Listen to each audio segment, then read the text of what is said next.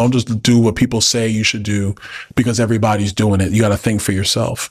And so when I looked at the policies that then Senator Obama was campaigning on, I didn't agree.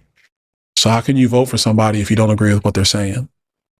And that was really the first step towards me, changing parties. And then as I continued to become, more conservative, being involved in the Tea Party movement back in 2009, 2010, I woke up one day, I was just like, you're a conservative.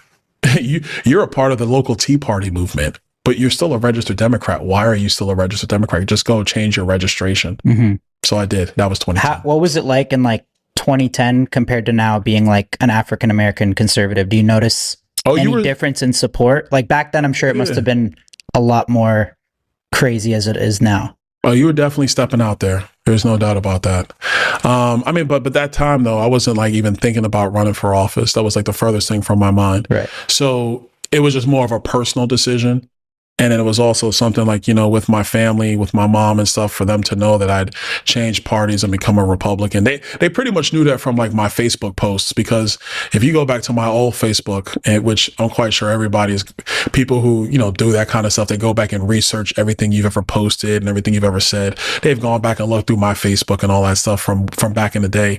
And I would have these debates about public policy with people. Then I found that to be it was kind of a waste of time, so I stopped doing it. But I did that stuff. So even though you were Black and a conservative in the time when Obama was president, man, it was lonely. And so you had to have the courage of your convictions if you were going to, step out and demonstrate that you were a Tea Party conservative in the era of Obama.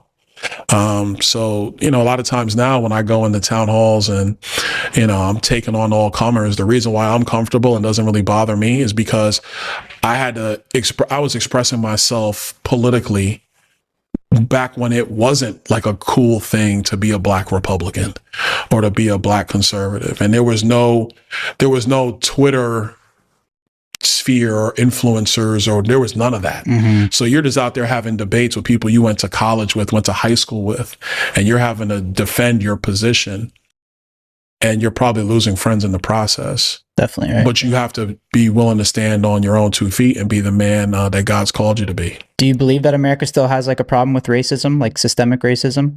No, I think that the country did. That's obvious. Of course.